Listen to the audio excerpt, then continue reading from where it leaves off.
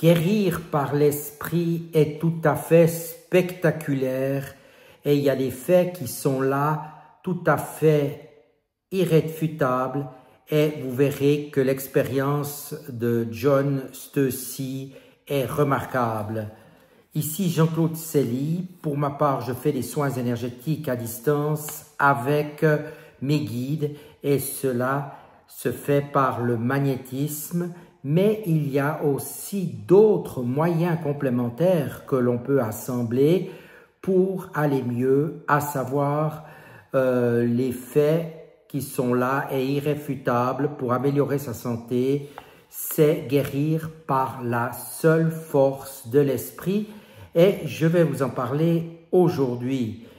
Selon l'expérience de John Stacey, en 2004, le neuroscientifique canadien injecte un composé placebo par principe dénué de substances actives à des patients parkinsoniens.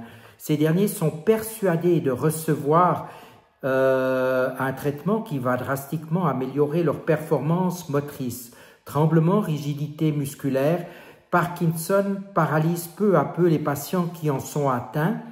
Quelques minutes après l'injection, l'effet est spectaculaire. La moitié des patients ressentent une amélioration de leur état, leurs mouvements sont plus rapides et plus fluides. Plus surprenant, l'imagerie cérébrale révèle que l'activité de leur cerveau s'est radicalement modifiée.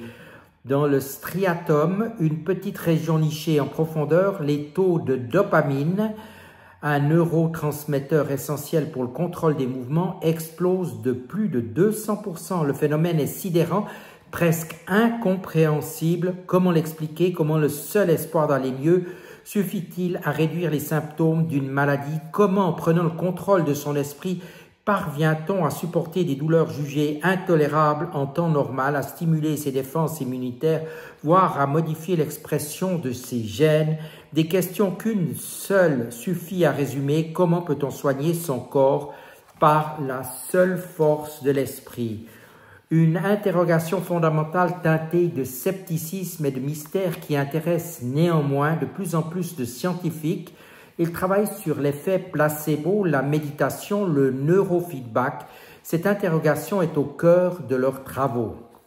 Ce sont les chercheurs et les recherches menées sur l'effet placebo qui fournissent les réponses les plus convaincantes, sans doute parce que l'étude de ce phénomène qui veut que l'administration d'une substance inerte ou d'une opération factice induise des bénéfices thérapeutiques réels a débuté il y a plus de 60 ans, aussi parce que l'effet placebo est tellement puissant qu'il est impossible à nier, à tel point que les scientifiques sont aujourd'hui contraints de le contrôler dans toutes les études cliniques. Impossible d'évaluer l'efficacité d'un médicament sans comparer son effet à celui d'un placebo. Pour beaucoup de sceptiques, il s'agit là d'un phénomène purement psychologique. Psychologique certes, mais qui possède des causes biologiques bien réelles, comme l'a démontré pour la première fois John Levin plutôt, en 1978. Cette année-là, ce médecin californien met en œuvre une expérience astucieuse. Il donne un placebo ou de la morphine à des patients qui viennent de subir une extraction des dents de sagesse. Tous sont persuadés de recevoir un puissant antalgique. Parmi les patients sous placebo, 39% ressentent un soulagement de leur douleur dentaire. Quelques heures plus tard, Levin leur injecte de la naloxone, un composé qui bloque les récepteurs à la morphine dans le cerveau. Et la surprise, les patients sensibles au placebo voient leur douleur ressurgir. La naloxone a bloqué l'effet placebo. Une seule explication donc possible.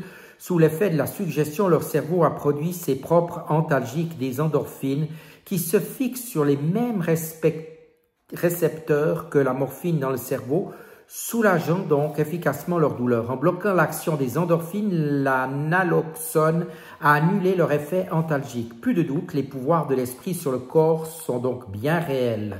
L'organisme humain est capable de fabriquer tous les médicaments de la création, s'enthousiasme le psychiatre Patrick Lemoine, l'un des rares spécialistes français de l'effet placebo. Il est capable de fabriquer des antidépresseurs endogènes, des anticancéreux endogènes, de la morphine, des anti-inflammatoires. Mais le nœud du problème reste entier. Comment d'un désir, d'une attente surgit une molécule? Où est la structure décisionnelle? Gaël Desbordes, neurobiologiste au Centre Martinos d'imagerie biomédicale dans le Massachusetts, qui travaille sur les effets de la méditation, le concède. D'un phénomène mental à un phénomène physiologique, comment ça se passe? On ne sait pas. Le lien entre le corps et l'esprit n'est pas encore clairement élucidé. On voit qu'il existe un lien, mais on cherche encore le point de départ. Si ce point de départ est encore un mystère, une structure cérébrale apparaît néanmoins essentielle dans ce dialogue esprit-corps. Le cortex préfrontal, cette région située en avant du cerveau, est le siège des fonctions exécutives.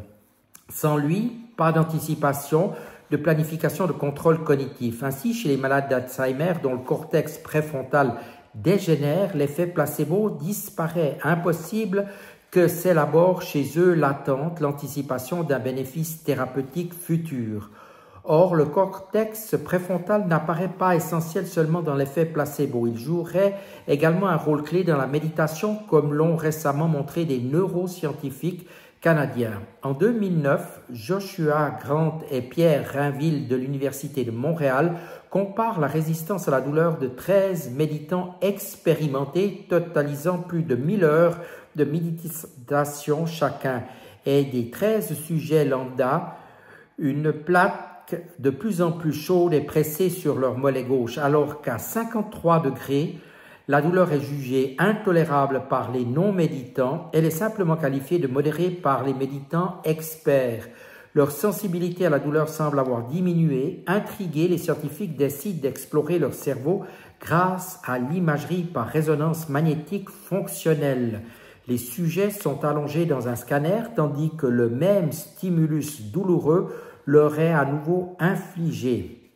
Les résultats sont surprenants alors que des régions du cortex préfrontal s'activent chez les non-méditants. Ces mêmes régions sont quasiment désactivées chez les méditants. Ces activations sont impliquées dans l'anticipation anxieuse et dans la rumination de la douleur passée, observe Pierre Rainville. Plus surprenant, chez les méditants, ces régions du cortex préfrontal apparaissent déconnectées des aires sensorielles où est traitée l'information douloureuse. Chez un sujet lambda, le couplage entre régions cognitives et sensorielles aurait un effet d'exacerbation de la souffrance à cause de cet investissement dans l'anticipation anxieuse. L'appréhension de ce qui va survenir, interprète Pierre Rainville, et de conclure, les méditants ont une expérience différente de la douleur. Ces mêmes régions préfrontales qui semblent tisser un lien entre esprit et corps dans l'effet placebo et la méditation joueraient un rôle clé dans la pratique du neurofeedback, car parvenir à contrôler finement l'activité d'une région particulière de son cerveau, voire d'un petit groupe de neurones très localisés, ne serait possible sans la mise en jeu du cortex préfrontal. Les structures décisionnelles situées à l'avant du cerveau interagiraient avec d'autres régions par le biais des projections dites top-down pour en moduler l'activité, suppose Jean-Philippe Lachaud du Centre de recherche en neurosciences de Lyon. Aucune certitude dans ce domaine, seulement des hypothèses. C'est que pendant longtemps, des effets spectaculaires du neurofeedback capable de réduire les crises des patients épileptiques ou de réguler l'activité cérébrale de patients hyperactifs ont davantage focalisé l'attention des scientifiques et des charlatans que ces mécanismes biologiques. Pour Joël Lubar, pionnier du neurofeedback aux États-Unis, apprendre à contrôler une partie de son cerveau, ce serait un peu comme apprendre à faire du vélo. D'abord, vous faites beaucoup d'erreurs, mais peu à peu, ce contrôle devient automatique, car des changements s'opèrent durablement dans le cerveau. Il ne s'agit pas là d'une simple métaphore.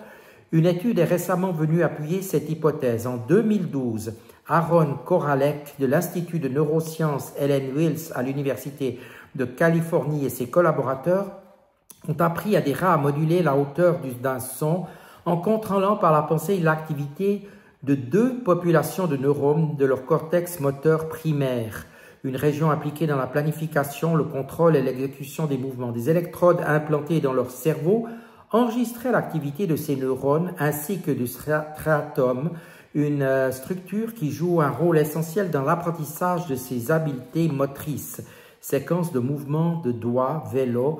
À chaque fois que les rats parvenaient à moduler l'activité des deux populations de neurones dans le sens souhaité par les scientifiques et donc à augmenter ou baisser la hauteur du son, ils obtenaient une récompense, de l'eau sucrée ou une boulette de nourriture, ou, pour que cet apprentissage se mette en place, un dialogue entre le cortex et le striatum s'avérait nécessaire exactement lorsqu'on apprend à faire du vélo. En effet, lorsque les scientifiques ont réitéré l'expérience avec des rats modifiés génétiquement dont les connexions entre le cortex et le striatum étaient anormales, les animaux ne parvenaient plus à contrôler les deux populations de neurones. Mais il ne s'agit là que de résultats préliminaires obtenus, qui plus est sur des animaux, de là à comprendre parfaitement ce qui se passe dans notre boîte crânienne lorsque nous prenons le contrôle de notre esprit. On ne comprend pas bien les mécanismes impliqués dans le neurofeedback, reconnaît Karim Djerbi du Centre de recherche en neurosciences de Lyon. Il y a une certaine approche boîte noire que l'on retrouve plus globalement dans les interfaces cerveau-machine. Une chose est sûre, le pouvoir de l'esprit sur le corps n'est pas toujours conscient. S'il semble possible de contrôler sa douleur, agir volontairement sur ses taux d'hormones ou son système immunitaire paraît plus hasardeux. En 2003, Francisco Benedetti, expert mondialement reconnu sur l'effet placebo, a imaginé une expérience pour démontrer. Il a administré pendant 2 jours consécutifs du sumatriptan à des volontaires. Ce composé a pour effet de stimuler la sécrétion d'hormones de croissance et de réduire celle de cortisol, une hormone stéroïde. Au 3e jour, le scientifique a remplacé le sumatriptan par un placebo qui a produit les mêmes effets que le médicament. Les taux plasmatiques d'hormones de croissance ont augmenté et celles de cortisol ont diminué. Le scientifique a eu beau persuader les sujets que le placebo allait produire les mêmes effets inverses, diminuer les taux d'hormones de croissance et augmenter ceux de cortisol, ces suggestions verbales habituellement efficaces dans des expériences sur la douleur ou de Parkinson n'y ont rien changé. Il s'agissait là d'un conditionnement parfaitement inconscient. Comment expliquer que l'on soit donc capable de contrôler sa douleur mais pas son taux d'hormones?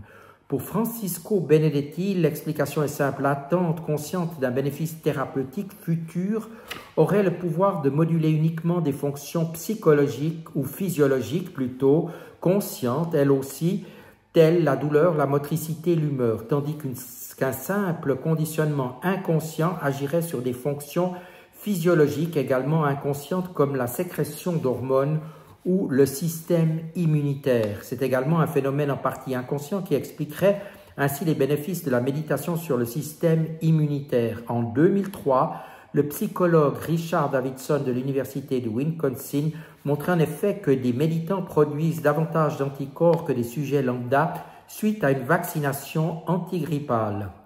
Difficile de croire qu'il y aurait eu le pouvoir de contrôler consciemment leur système immunitaire. Il est en revanche plus probable que la méditation ait agi indirectement en réduisant le stress chez ces individus, stress dont les méfaits sur l'immunité sont bien connus. Que le pouvoir de l'esprit sur le corps soit conscient ou non, ces effets sont bien réels. Or, ce pouvoir, il est possible de l'exercer. Certes, il est aujourd'hui difficile de contrôler l'effet placebo. Un patient aura beau croire de toutes ses forces aux vertus miraculeuses d'une pilule de sucre, il n'est pas certain que celle-ci produise des effets escomptés. Aujourd'hui, on ne sait pas prédire qui sera un placebo répondeur, reconnaît Francisco Benedetti. Impossible donc de déclencher l'effet placebo sur commande. En revanche, il est tout à fait possible de s'entraîner à contrôler son esprit via la méditation ou le neurofeedback et ainsi modifier durablement l'activité de son cerveau. En 2013, Jimmy Gaziri, neuroscientifique à l'Université de Montréal, montrait ainsi que le neurofeedback EEG produit des changements dans la structure même de l'encéphale. Dans son expérience, des volontaires devaient s'entraîner à augmenter les ondes bêta des rythmes cérébraux associés aux capacités d'attention dans 2 régions de leur cerveau, le cortex préfrontal et le cortex pariétal. Ces ondes étaient enregistrées par des électrodes placées sur leur crâne. Les volontaires pouvaient visionner cette activité électrique en direct sur un écran sous la forme de 2 barres verticales. Ils avaient comme consigne d'augmenter les ondes bêta en se concentrant le mieux possible. Dès qu'ils réussissaient à battre un certain seuil, une musique et une animation se mettaient en marche, rapporte Jimmy Gaziri. Avant et après l'entraînement, 40 heures au total, à raison de 3 heures par semaine pendant 13 semaines, les scientifiques leur ont fait passer un scanner IRM afin de visualiser les éventuelles modifications survenues dans leur cerveau. Or, à l'issue des 13 semaines, les changements sont nets. Le volume de matière blanche où se concentrent les fibres nerveuses à augmenter dans les régions entraînées. Aucun changement en revanche dans le cerveau de sujets ayant suivi un entraînement factice dont le feedback, le retour visuel sur écran, ne correspondait pas à leur activité cérébrale. C'est donc bien la rétroaction entre le sujet et sa propre activité cérébrale qui crée le changement. Mais c'est la méditation qui semble produire les modifications les plus spectaculaires dans le cerveau, comme l'a démontré Antoine Lutz et Richard Davidson à l'université de Wisconsin. En 2004, les neuroscientifiques entreprennent d'enregistrer l'activité électrique émanant du cerveau de moines bouddhistes en pleine méditation. Des électrodes sont placées sur le crâne des volontaires dont certains totalisent jusqu'à 50 000 heures de pratique méditative. Le résultat est surprenant. Certains rythmes cérébraux, les ondes gamma, dont la fréquence est comprise entre 25 et 45 Hz, apparaissent hautement synchronisés entre des régions cérébrales distantes, entre les aires frontales et pariétales notamment, une synchronisation bien supérieure à celle d'un cerveau normal au repos. Tout l'encéphale semble battre en harmonie. Ces oscillations reflètent la coordination d'une large assemblée de neurones, explique Antoine Lutz. Elle pourrait être le signe d'une certaine stabilité des processus mentaux. Or, ces oscillations, les scientifiques savent aujourd'hui les reproduire artificiellement. En 2009, Christopher Moore et Jessica Cardin, chercheurs au MIT, sont en effet parvenus à générer des ondes gamma sur commande chez les souris grâce à l'optogénétique. Ce procédé ingénieux permet de rendre des neurones sensibles à la lumière et d'ainsi pouvoir les stimuler à volonté à l'aide d'une simple fibre optique. En activant certains neurones du cortex préfrontal, l'équipe est ainsi parvenue à générer des oscillations gamma très similaires à celles qui caractérisent la méditation. Est-ce à dire qu'il sera bientôt possible de déclencher chez l'homme un état méditatif sur commande? On n'en est pas encore là et rien ne dit que cette méditation artificielle produirait les mêmes bénéfices pour la santé. Encore faut-il comprendre ce que signifient exactement ces ondes. Sont-elles le signe d'une reconfiguration totale de l'activité cérébrale? Quelles conséquences pour l'organisme? Beaucoup de questions, mais encore bien peu de réponses. Si les pouvoirs de l'esprit sur le corps ne font plus aucun doute aujourd'hui, les rouages de ce dialogue fécond sont encore bien mystérieux. Or, il est à craindre que la médecine occidentale ne s'intéresse véritablement à la méditation, au neurofeedback, qu'une fois leur mécanisme biologique dévoilé. À défaut, ces pratiques continueront à susciter le sentiment de scepticisme qui les ont si longtemps desservis et resteront confinés dans un champ qui n'est pas celui de la science, mais celui de la magie. Naturellement, ce que je viens de vous dire peut marcher dans certains cas. Pour ma part, les médecines énergétiques, quantiques ou vibratoires que je pratique, et c'est aussi des médecines de l'âme, puisque j'agis avec des guides, et c'est surtout eux qui vont faire en sorte que vous vous sentiez mieux, que vous ayez des guérisons rapides au niveau psychique, physique, émotionnel, que vos blocages seront levés. Alors n'hésitez non plus pas à combiner plusieurs thérapies, que ce soit des thérapies énergétiques, d'autres thérapies vibratoires. Évidemment, ne renoncez pas aux traitements médicaux, faites du sport, vivez normalement et sainement. Et en cumulant toutes ces thérapies, tous ces soins et tous les traitements médicaux, vous arriverez certes avec foi à des résultats qui sont très très bons. Je vous l'assure pour en avoir fait l'expérience avec l'aide de mes clients et vous verrez que cela va vraiment porter pour vous. Je vous dis à tout bientôt et merci de votre attention.